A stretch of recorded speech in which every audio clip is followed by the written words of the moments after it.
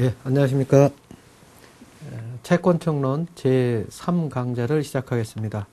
오늘은 채권의 목적에 대해서 알아보도록 하겠습니다. 채권은 지난 시간에도 이야기했다시피 채권자가 채무자에 대해서 청구할 수 있는 일정한 행위를 이야기를 합니다. 즉 채무자의 행위를 채권의 목적이라고 할 수가 있습니다. 금전 청구에 있어서는 금전을 청구하고 받는 그러한 행위가 되겠고, 물건의 인도 청구에서는 물건을 청구하고 받을 수 있는 그러한 채권자, 채무자의 행위를 이야기를 할 수 있죠. 이러한 채권의 목적은 채무자의 행위, 즉 급부로서 실현이 될 수 있는데, 따라서 급부 또는 채권의 내용 또는 채권의 목적, 또 채권의 객체, 이것은 다 같은 의미라고 이야기할 수가 있는 것입니다.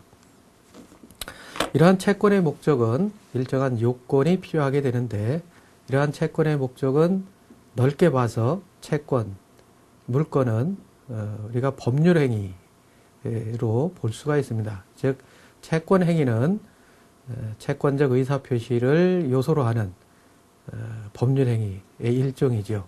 따라서 법률 행위 목적에 역시 부합해야 된다고 할 수 있습니다. 우리가 법률행위 목적에 대해서는 민법 총칙에서 전반적으로 검토한 바가 있습니다.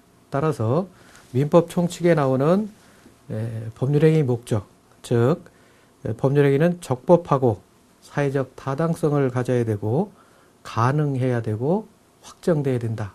이러한 원칙이 우리 채권에 대해서도 역시 똑같이 이야기할 수가 있는 것입니다.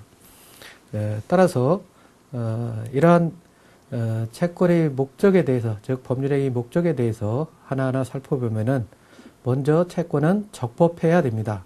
즉 적법성을 가져야 되는데, 이것은 곧 강행법규에 위반해서는 안 된다는 것입니다. 즉 강행법규에 위반하는 행위는 무효가 되는 것이죠. 우리가 채권법에서는 기본적으로 임의법규라고 이야기를 했습니다. 그래서 임의법규에 위반하는 것은 상관이 없는 것이죠. 왜냐하면은 채권자의 의사가 임의법규에 더 우선하기 때문에 그렇습니다.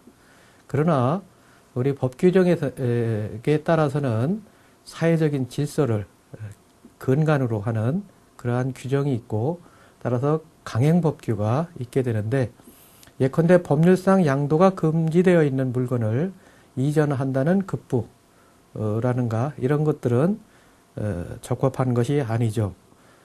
예컨대 마약이라든가 이런 것들은 소지도 금지되지만은 역시 사고 파는 계약 자체를 허용해서는 안 될 것입니다. 또 우리 예로서 그 11월 7일자 신문에 나타난 기사를 하나를 보면은 카지노, 즉 노름을 할 때 이것도 일정한 룰이 있어야 되겠죠. 그래서 규정을 어긴 카지노의 노름 또는 그것을 적법하지 않다라고 하는 판례가 하나가 나와 있습니다. 따라서 카지노를 할 때 가공한 선수 5명이 편법으로 등장을 하고, 또 베팅의 한도도 6배, 베팅의 한도를 넘어서 6배를 허용한 이러한 것은 그에 따라서 231억이라는 아주 거금을 탕진한 사람이 있는데, 이에 대해서 법원은 청구액의 20%인 28억 원을 돌려줘라 하는 판결을 내린 바가 있습니다. 이것은 우리가 원칙적으로 도박은 금지되어 있는데, 일정한 부분에 있어서는 도박이 허용되는 경우가 있죠.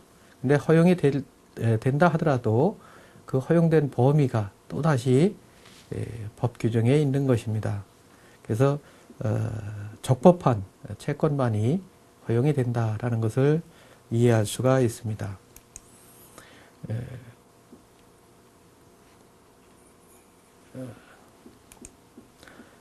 두 번째, 우리 채권의 목적으로서는 사회적 타당성이 있습니다. 즉 급부의 내용이 사회 질서에 위반할 때는 역시 또 무효라고 하는데, 이 103조 민법 총칙에서 나오는 사항입니다. 예컨대 인신매매를 한다든가 불륜의 남녀관계를 맺는 것을 약속하는, 즉 계약의 경우에는 사회질서에 위반한 것으로서 무효라고 할 수 있습니다. 우리 예로서 11월 21일자 신문에 그 연예기획사에서 갑의 횡포라고 하는데, 이것은 바로 신인 연예인들에 대해서 기획사가 불공정 계약을 하는 예를 보여주고 있습니다. 이러한 불공정 계약은 사회질서에 위반하는 그러한 계약 내용으로서 이런 우리가 노예계약서라고 이야기를 하는데, 근대판 노예계약의 예로 종종 들어지는 것입니다. 그 계약의 예로서 병역이라든가 이성교제 등에 대해서도 감독을 받도록 명시하고 있는데, 이러한 내용들은 사생활을 심하게 침해하는 등의 불공정한 조항에 해당되기 때문에 공정거래위원회에서도 이러한 규정들을 삭제하거나 고치도록 요구하고 있는 것입니다. 또 한 예로서 자체 행사에는 소속 연예인들이 무상으로 출연해야 한다 하는 계약도 보이고 있습니다. 이러한 계약들은 그 신인 연예인들의 그 불리한 지위를 이용을 해서 불공정하게 계약을 맺는 예가 될 것입니다. 또 채권의 목적은 실현 가능해야 됩니다. 즉 그 이행이 가능해야 된다는 뜻이죠. 이러한 실현 가능성의 판단 시점은 채권이 성립한 때를 기준으로 하게 되는 것입니다. 그래서 원시적으로 불가능한 급부를 목적으로 하는 채권은 무효라고 하겠습니다. 따라서 11월 3일자 신문에 보도가 되어 있는 그 분양계약 시에 그 분양계약의 내용 중에, 즉 광고 중에 발코니가 를 확장해서 실제적으로 43평형 아파트인데 발코니 확장 공사를 하면은 전용 면적이 4평가량 더 넓어진다 라는 내용으로 광고를 하고 계약을 체결한 바가 있습니다.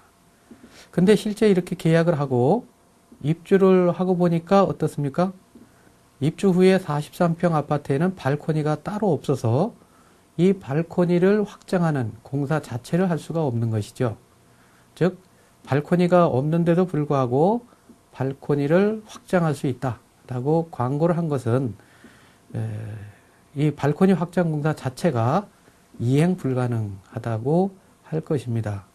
따라서 이러한 광고를 믿고 계약을 할 때에는 그 계약은 발코니 부분에 대해서는 이행이 불가능한 그러한 계약이 될 것입니다. 따라서 법원에서는 이러한 과장 광고를 믿고 계약한 입주자들에 대해서 500만 원에서 1000만 원의 배상을 하라 하는 판결을 내린 바가 있는 것이죠. 이처럼 채권 계약은 그 실현 가능성이 아주 중요합니다. 또 이와 아울러서 이러한 실현 가능성은 확정성과도 아주 밀접한 관련이 있는데, 우리 채권은 실현 가능해야 되고 확정적이어야 되죠. 근데 이러한 기준은 채권을 이행하는 시점을 기준으로 하게 됩니다. 우리 실현 가능성에 있어서도 성립 시에는 불가능했지만은 이행할 시점에 가능하게 된 때에는 유효로 이렇게 해석하는 예가 있습니다. 따라서 이행기에 채권의 목적이 실현될 수 있으면은 채권도 유효하다고 해석할 수가 있는 것입니다. 또 이러한 채권은 금전적으로 가치가 있어야 되는가 하는 문제가 있습니다. 과거에는 바로 이 금전적 가치 문제에 대해서 아주 논란이 있었습니다. 즉 전혀 값어치가 없는데 매매의 대상으로 할 수 있는 것인지 등이 문제가 됐었는데, 현재는 입법적으로 해결이 됐습니다. 즉 우리 민법 373조에서는 금전으로 가액을 산정할 수 없는 급부도 채권의 목적으로 한다라고 입법으로 규정을 한 바가 있어서 금전적 가치가, 즉 돈으로 따질 수 없는, 금액이 없는 이러한 것이라도 채권의 목적으로 삼을 수 있다고 할 수 있습니다. 채권, 즉 급부의 유형에 대해서 알아보도록 하겠습니다. 이러한 급부의 내용과 모습에 따라서 다음과 같이 구분을 하는데, 먼저 자기급부와 부자기급부로 나눌 수 있습니다. 이것은 말 그대로 급부 내용이 적극적인 행위를 해야 되는 것인지, 또는 소극적으로 그냥 가만히 있어야 되는 것인지에 따른 구별이라고 할 수가 있습니다. 대부분의 급부 내용은 이 자기, 즉 적극적인 행위를 근거로 합니다. 즉 금전 청구에 있어서 보면은 실제 돈을 지불을 해야 되죠. 즉 적극적인 행위가 필요합니다. 또 물건을 인도해라 하는 청구에 있어서는 그 물건을 적극적으로 가져다 줘야 되는 것입니다. 그러나 소극적 행위, 즉 부자기 급부에 있어서는 오히려 행동을 하지 않고 가만히 있어야 되는 것이죠. 한 예로 보면은 상가에 입주를 해서 여러 가게들이 있습니다. 이러한 상점들을 여러분들이 들어가 보면은 대체적으로 하나의 상가에 대해서는 그 가게에서 파는 그 물품의 종류들이 상호 구별이 되어 있습니다. 11월 6일자 신문에 보면은 커피를 파는 업소는 커피 전문점이 있고, 아이스크림을 파는 상점에서는 아이스크림을 팔도록 이렇게 되어 있는데, 이 아이스크림점에서 아이스크림만 파는 게 아니고 거기에서 커피 전문점에서 파는 그러한 커피들, 약간의 종류는 다를 수가 있는데, 상간의 다른 가게와 에서 파는 그러한 커피들을 가격을 약간 다운시켜서 파는 그러한 예가 있었습니다. 이에 대해서 우리 법원은 아이스크림점에서 같은 상간의 커피 전문점과 비교할 때 다양성이나 품질에 별 차이가 없는 커피를 판매한 경우에 업종 제한 약정을 위반한 것이다 라고 판시한 바가 있는 것이죠. 즉, 이 판결은 분양 당시에 통상 매장별로 업종이 지정되어 있고, 이러한 지정된 업종을 변경하기 위해서는 상간의 다른 가게와 중복되지 않도록 이렇게 약정이 되어 있다는 것이죠. 따라서 이러한 약정을 승계한 사람도 이것을 지킬 의무가 있는 것입니다. 즉, 아이스크림점을 운영하면서 그 동일한 상간에 커피점이 있을 때는 그 커피점의 품목을 팔아서는 안 되는 것이죠. 일종의 부작위, 급부 의무가 있다고 이렇게 해석할 수가 있는 것입니다. 또한 채권의 내용은 주는 급부와 하는 급부로 나눌 수가 있는데, 이것은 위에 자기급부, 즉 이행을 전제로 하는 그러한 자기급부를 전제로 해서 자기급부 중에는 다시 주는 급부와 하는 급부로 나눌 수 있다라는 것입니다. 주는 급부는 자기가 물건의 인도인 때를 주는 급부라고 이야기를 합니다. 뭔가 건네주는 것이죠. 근데 이러한 물건의 인도 이외에 자기를 내용으로 하는 경우는 하는 급부라고 이야기할 수 있습니다. 따라서 주는 급부는 대체적으로 물품을 인도하는 그러한 청구가 된다고 볼 것입니다. 나아가서 세 번째 구별으로서 특정물 급부와 불특정물 급부로 나눌 수가 있습니다. 이것은 지급해야 될 이행의 종류가 확정적으로 되어 있는지 여부, 즉 특정되어 있는지 여부에 따른 구별입니다. 그래서 이 특정물 급부와 불특정물 급부에 대해서는 뒤에서 자세히 검토하겠지만은, 불특정 급부의 예로서는 우리가 담배를 피는 사람 중에 디스 담배 100갑을 산다 했을 때는 그 가게에 있는 여러 담배 중에서 디스 담배 1000갑이 있을 수도 있죠. 그 중에 100갑을 사는 거니까 그 천갑 중에 어떤 것을 택할지는 이제 나중에 확정이 되는 그러한 예가 되겠습니다. 따라서 불특정물 급부의 경우에는 나중에 구체적으로 지정을 해서 특정물 채권으로 바꿔야만 이행이 될 것입니다. 나아가서 가분급부와 불가분급부로 나눌 수가 있습니다. 이것은 채권의 구체적인 내용을 나눌 수 있는지 여부를 기준으로 하는 것입니다. 통상 가분급부는 나눌 수 있는 급부, 즉 가장 많은 것이 금전 채권이겠죠. 금전의 경우는 언제든지 나눌 수 있으니까 가분급부의 대표적인 예가 될 것입니다. 불가분급부는 나눌 수 없는 급부다. 그러니까 한 번에 다 이행을 해야 된다. 이러한 이야기가 되는데, 불가분급부는 언제 발생을 하는가 하면은 급부의 성질상 이것은 나눠서는 의미가 없는 그러한 급부일 때를 불가분급부라고 이야기할 수가 있고, 또한 당사자 의사로 원래는 나눌 수가 있지만은, 즉 가분급부이지만은 당사자 의사로 이것은 한꺼번에 나누지 말고 이행을 해라 하고 약정이 되어 있으면은, 당사자 의사로 그렇게 만들었으면은 불가분급부로 된다라고 이야기할 수가 있는 것입니다. 또 급부의 내용은 일시적 급부와 계속적 급부, 회기적 급부 이렇게 세 가지로 나눌 수 있는데, 이 구분은 상당히 중요한 의미를 갖고 있습니다. 일시적 급부는 예컨대 물건의 인도라든가 대금의 지급 등 한 번에 끝나는 것을 이야기를 합니다. 대부분의 채권은 이렇게 한 번에 끝나는 일시적 급부가 대부분일 것입니다.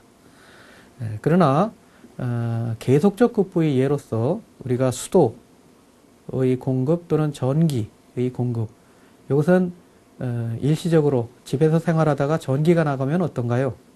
또 수도가 끊어지면 어떻습니까? 상당히 불편을 초래하지요. 따라서 이러한 수도나 전기 등의 공급은 계속적으로 이루어져야만 속이 불편하지 않고 사회생활을 할 수 있는 것입니다. 또 노무의 제공도 일정한 부분 계속적으로 이루어져야 될 것입니다. 즉 근로관계라든가 이런 것도 신분관계가 일정한 기간 계속돼야 되지요.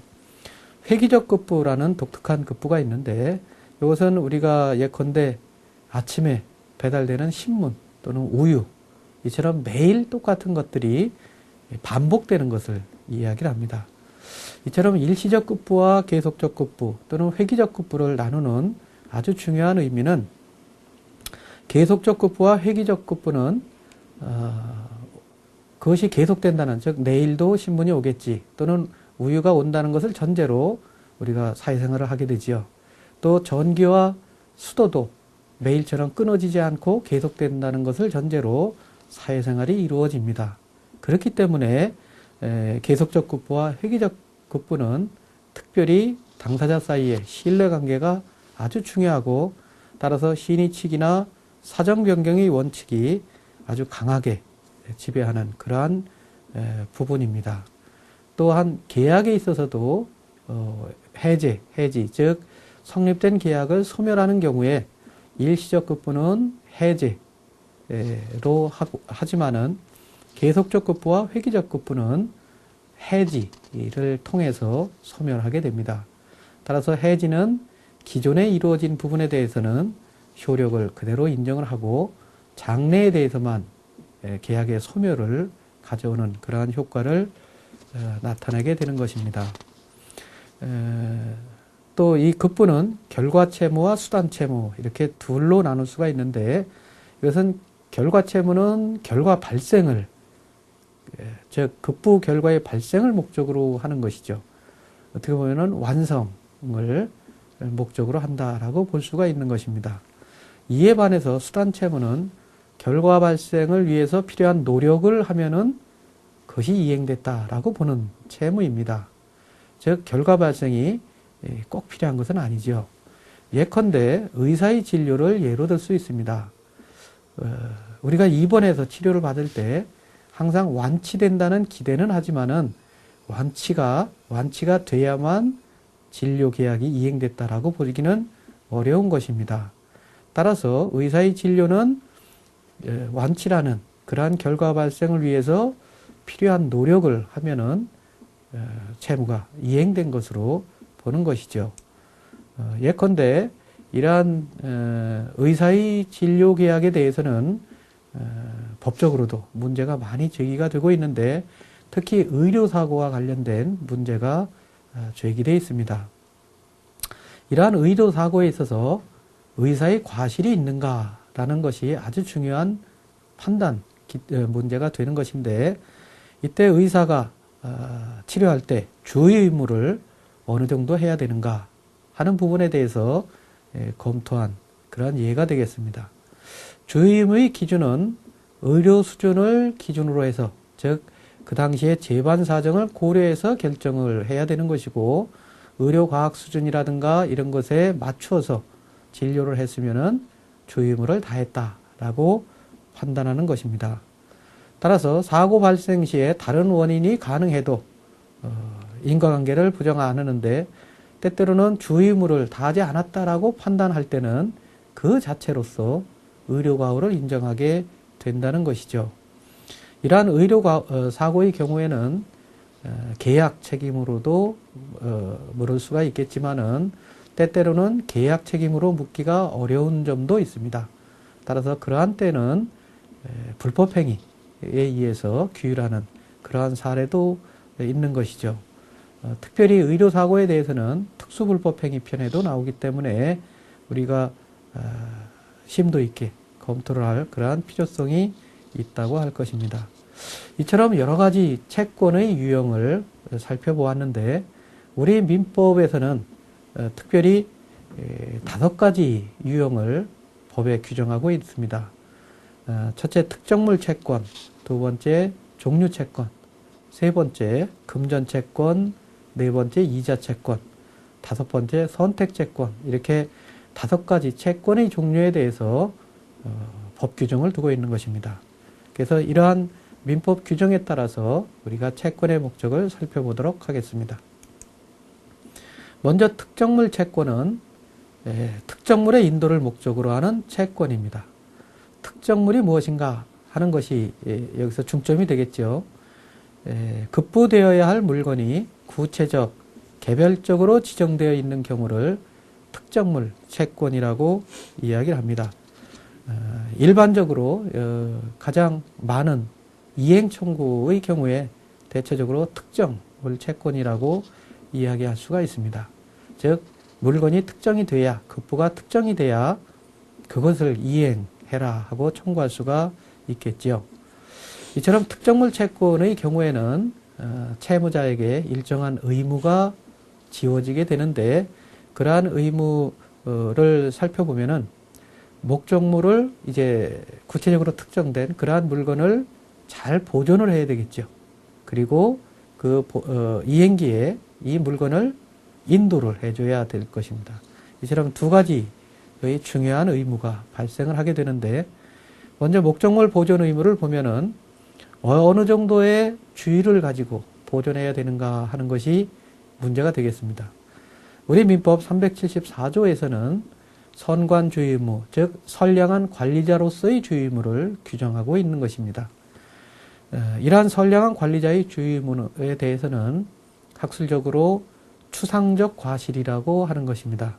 이러한 추상적 과실은 거래상 일반적으로 평균인에게 요구되는 정도의 주의를 이야기를 하죠. 즉 이제 다른 사람의 물건을 맡고 있는 것이죠. 따라서 그것을 잘 관리해야 될 주의 의무가 있는 것입니다. 이에 반해서 구체적인 과실을 비교할 수가 있는데 구체적인 과실은 자기 재산에 기울이는 그러한 주의와 동일한 주의를 뜻합니다. 따라서 자기 거에 대해서는 어떤가요? 이것은 다른 사람 물건을 맡은 것보다는 좀 더 덜 신경을 쓴다 이렇게 볼 수가 있고 따라서 그 예로서 무상수취인의 주의 의무가 자기 재산과 동일한 즉 공짜로 맡았을 때는 돈 받고 맡은 것보다 좀 저도의 주의 의무를 필요로 한다 이렇게 이야기할 수가 있죠. 이러한 주의 의무는 물건을 인도하기까지 존속합니다. 즉 실제로 인도할 때까지 존속한다라고 이야기할 수가 있는 것입니다. 예로서 여러 가지가 있겠습니다만은 최근 8월 14일자 신문에 보면은 기부왕 국내 1호 이렇게 소개되어 있는 사람이 있습니다. 즉 자기 재산을 대학에 기부한 아주 좋은 예가 여기에 있는 것이죠.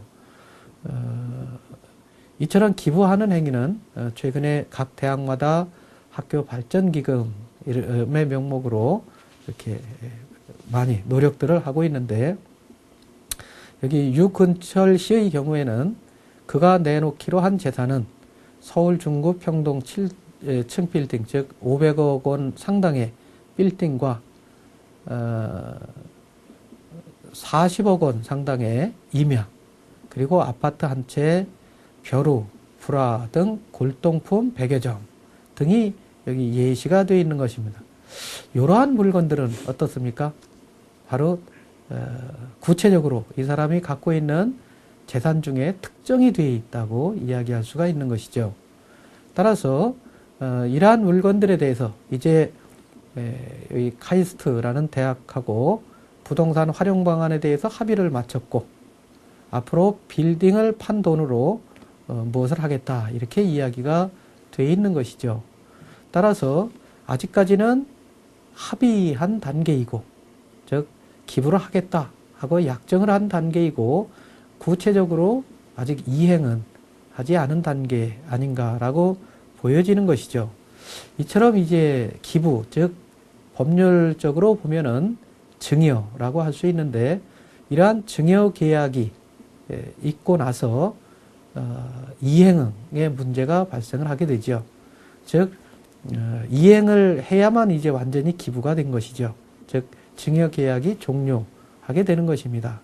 그러면 앞으로 이행할 때까지 어떠한 주의 의무가 있을까라는 것도 우리가 생각해 볼 수가 있을 수 있습니다.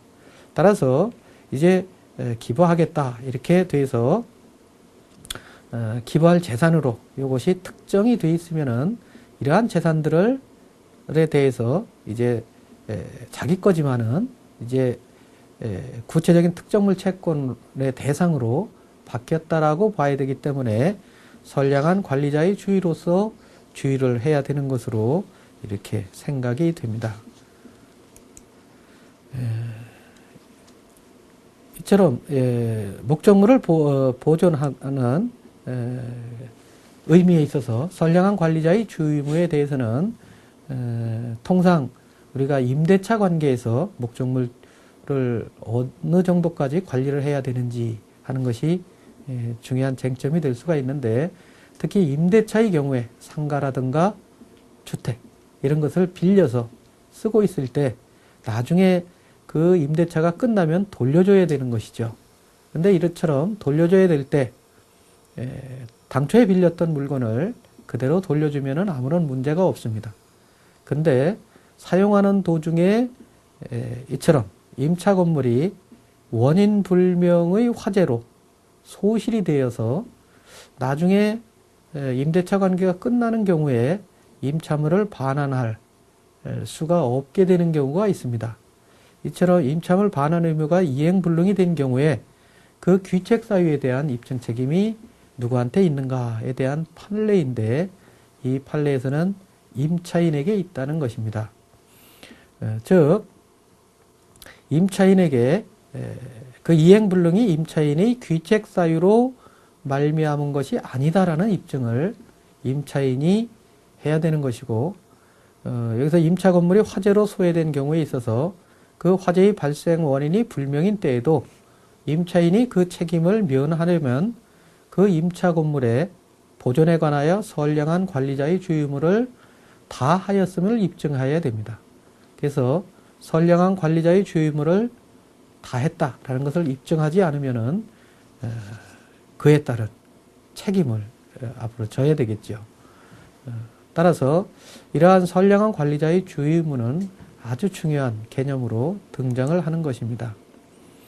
이 특정물 채권에 있어서는 앞에서 본 목적물에 대해서 주의무, 보존을 할 때 주의무가 있고, 이제 이처럼 보존한 것을 나중에 채권자에게 인도를 해야 되겠죠.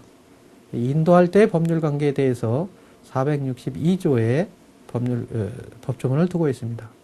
즉 목적물을 인도할 때는 현상 인도 의무, 즉 인도할 때 현상 그대로 인도하면 됩니다. 따라서 이행기 전에 목적물이 멸실되거나 훼손하는 경우가 있습니다. 이러한 때에도 원칙적으로 훼손됐으면, 부서졌으면 부서진 그대로 인도를 해야 되는 것입니다. 다만 여기에서 부서진 데 대하여 귀책 사유가 있으면 별도로 손해배상 책임을 지게 되겠지요. 이행기 후에 목적물이 멸실이나 훼손된 경우에는 어떤가? 이때도 여전히 물건을 현상대로 인도할 의무가 있습니다. 다만 이행기 후에 멸실이나 훼손이 됐을 때는 특별히 이행지체 또는 채권자 지체라는 이 별도의 책임이 문제가 될 수가 있습니다. 즉 그로 인한 손해배상은 별도의 법리가 적용이 되는데, 이행지체 후에 이 멸실은 추후에 우리 채무불이행 부분에서 또 한 번 다시 검토하도록 하겠습니다. 목적물의 의무는 인도장소는 채권 성립 당시에 물건이 있었던 장소에서 있게 되고, 이행기 이후의 과실에 대해서는 채권자에게 인도를 해야 될 것입니다. 반대적으로 이행기 이전의 과실은 어떻겠습니까? 이것은 채무자가 취득할 그러한 부분이 되겠습니다. 다음 종류 채권이 있습니다. 이러한 종류 채권에 대해서는 앞에서는 특정물의 채권인데 반해서 종류 채권은 불특정물의 인도를 목적으로 하는 채권을 이야기를 합니다. 예컨대 앞에서 디스 담배 100갑을 이야기를 했었는데, 똑같이 맥주 50병을 인도하는 그러한 채권이라든가 석탄 10톤을 인도해야 되는 채권, 또는 농협 창고에서 쌀 100가마를 인도하는 채권, 이런 것들이 다 불특정물의 채권이라고 이야기할 수 있죠. 차후에 이제 이 불특정물은 구체적으로 특정이 돼야 이행 목적물이 될 수 있는데, 이러한 특정의 여부는 당사자의 의사를 표준으로 해서 정해지게 될 것입니다. 여기서 문제는 이제 이 특정물을, 이 목적물을 특정을 하게 될 때, 또는 이 목적물이 품질이 상중하 이런 여러 종류의 등급으로 나눠져 있을 때 어떤 것을 지급해야 책임을 면할 수 있는가라는 부분입니다. 이에 대해서 우리 민법은 그 기준을 제시하고 있는데, 첫째는 법률행위 성질에 따라서 결정을 하고 그 결정된 물건을 제시하도록, 인도하도록 되어 있습니다. 예컨대 소비대차라든가 소비임치의 경우에는 처음에 받은 그 물건을 그대로 돌려주는 것이 옳겠죠. 그와 같은 품질의 것을 인도해야 될 것입니다. 이에 반해서 법률행위 성질이라든가 당사자 의사로도 어떤 등급의 품질을 줘야 되는지, 이행해야 되는지, 이런 것이 의문일 때는 최종적으로 중등, 즉 중간적인 품질을 가진 그러한 목적물을 이행하면은 이행된 것으로 이렇게 보고 있습니다. 이러한 종류 채권, 즉 불특정물 채권의 경우에는 차후에 특정이 돼야만 이행이 구체적으로 될 것입니다. 그럼 어느 때 특정됐다고 볼 수 있는가 하는 부분이 문제가 될 것인데, 두 가지 경우가 있습니다. 즉 채무자가 이행에 필요한 행위를 완료한 때 특정이 됐다고 보는 것이고, 또 하나는 채권자의 동의를 얻어서 이행할 물건을 지정한 때, 이때 즉 지정권의 행사로서 특정을 할 수가 있는 것이죠. 채무자가 이행에 필요한 행위를 완료할 때 특정이 된다고 했는데, 이 이행에 필요한 행위를 완료할 때가 어느 때인가에 대해서 채무의 종류에 따라 좀 다릅니다. 즉, 채무의 종류에는 지참채무와 추심채무, 그리고 송부채무, 이렇게 세 수로 나눌 수가 있습니다. 기본적으로는 지참채무의 원칙이 지배합니다. 즉, 채권자가, 우리 일상생활에서는 채권자가 돈을 받으러 그 채무자를 찾아가게 되는데, 법률적으로는 지참채무의 원칙이기 때문에 채무자가 채권자에게 돈을 가져다 주는 것이 원칙입니다. 따라서 변제의 제공은 현실 제공의 필요성이 있는데 채무자가 채권자에게 가서 급부를 지급해야 그 이행에 필요한 행위를 완료했다라고 보게 되는 것이죠.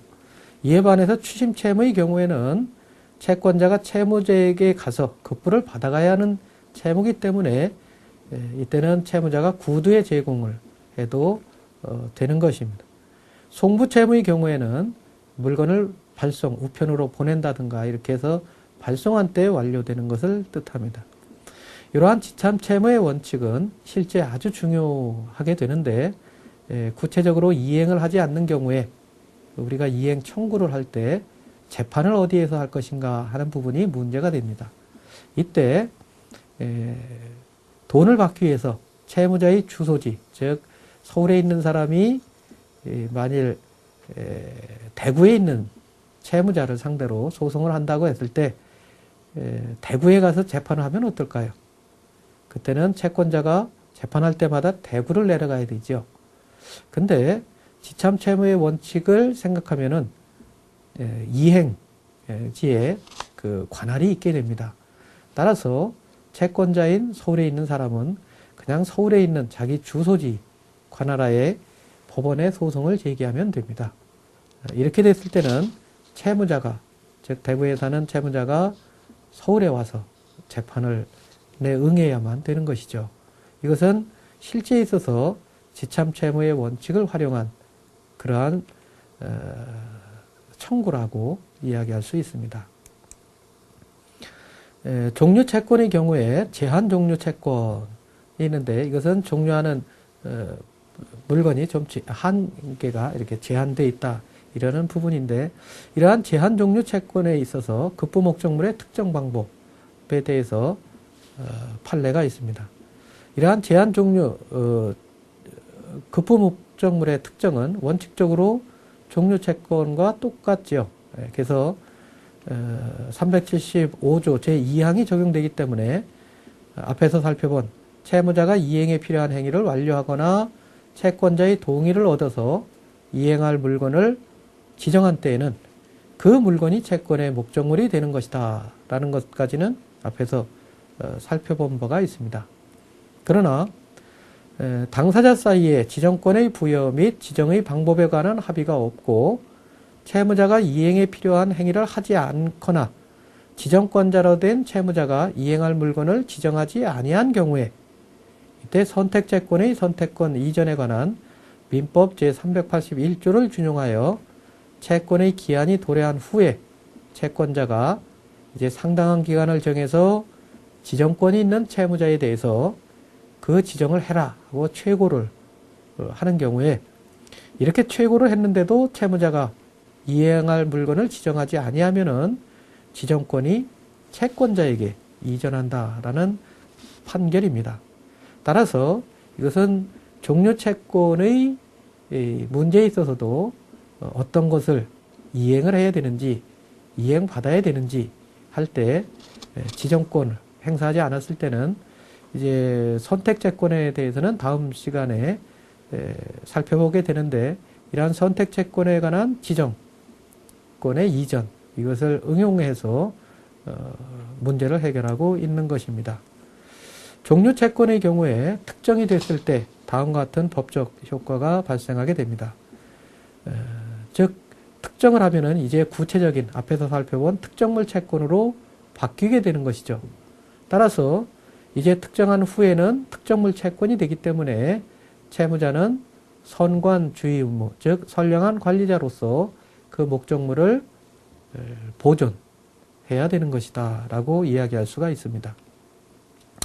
또한 급부위험의 문제에 있어서 특정한 이후에 채무자가 불가항력에 의해서 멸실했을 때는 여러 귀책 사유가 없는 것이기 때문에 책임을 면책한다라고 이야기할 수가 있고, 만일 귀책 사유가 있으면은, 즉 물건이 멸실한 데 대해서 채무자에게 유책 사유가 있으면은 손해배상 채무를 지게 되는 것입니다. 그러나 종류 채권의 경우에는 동일한 물건이 또 여러 개가 있게 되는 것이죠. 따라서 급부를 변경할 권한도 하나 중요한 항목이 있습니다. 즉 특정한 후에 변경권을 인정해서 다른 동일한 물건으로 지급해도 가능하다라는 것을 우리가 들 수가 있는 것입니다.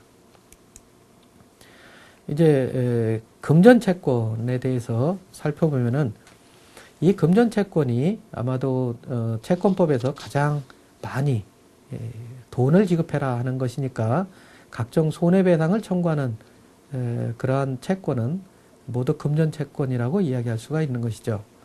즉 일정액의 금전의 인도를 목적으로 하는 채권으로서 우리 채권법의 또 중심적 역할을 한다고 할 수가 있습니다.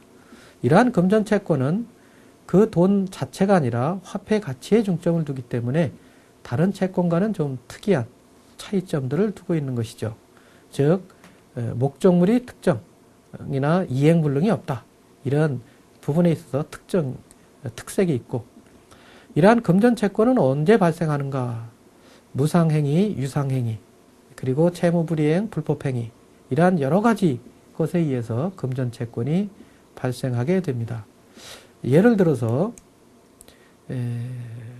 2008년 7월 18일자 신문에 의하면은 가수 아이비의 소속사 배상 판결이 있는데, 이것은 미샤 화장품을 만드는 그런 회사가 아이비의 소속사인 팬텀 엔터테인먼트를 상대로 낸 소송에서 1억 2,500만 원을 지급하라 하는 판결을 내렸는데, 이 판결의 원인이 된 이유는 당시 남자친구 문제로 이미지가 실추돼서 더 이상 미샤 광고를 계속하기가 사실상 불가능해졌다라고 하는 이유를 들어서, 즉 아이비의 귀책 사유로 계약이 해지됐기 때문에 위약금을 지급할 의무가 있다라고 판단한 판결입니다. 즉 이것은 광고 계약에 있어서 귀책 사유가 있음을 근거로, 즉 채무 불이행이 있음을 근거로 한 손해배상 판결이라고 할 수가 있는 것이죠.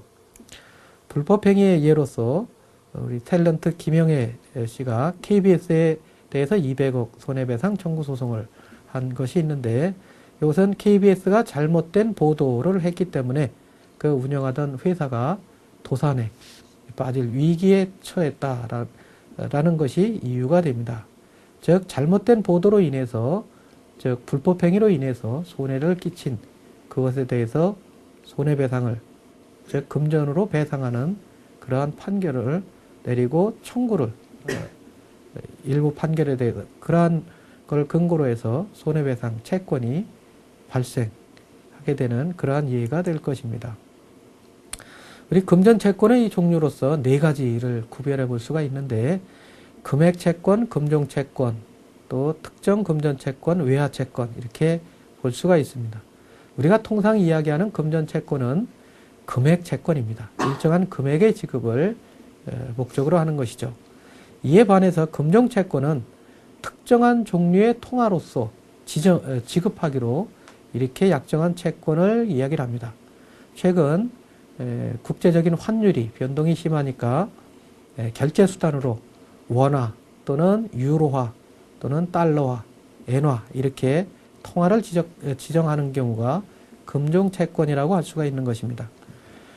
이때는 다른 화폐로 지급이 가능하다라고 할 수가 있고, 특정 금종채권은 우리가 화폐 수집할 때 예로 들 수가 있습니다. 이러한 금전채권의 경우 여러 가지 특칙이 법 규정에 있는데, 이행불능이라는 것은 없죠. 그 화폐를 가치로 인정하는 것이니까, 따라서 이행지체만을 인정한다는 것이 가장 중요한 특색이 됩니다.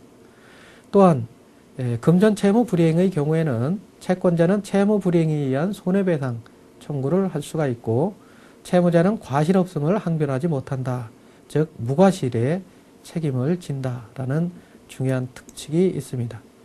또 지연손해에 대해서는 법정 이율에 의하는데 이때 약정 이율이 있으면 그 이율에 의하고 다만 이 부분은 별도로 뒤에서 이자 채권 부분에서 좀 더 자세하게 검토하도록 하겠습니다.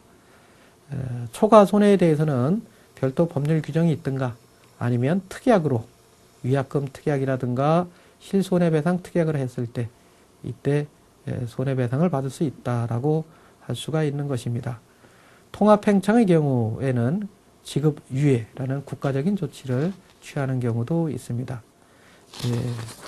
오늘 민법이 규정한 채권의 목적에 대한 일반적 내용과 그중 특정물 채권, 종류 채권, 금전 채권에 대해서 알아봤습니다. 다음 시간에는 채권의 목적의 나머지 부분인 이자 채권과 선택 채권, 임의 채권에 대해서 알아보도록 하겠습니다. 감사합니다.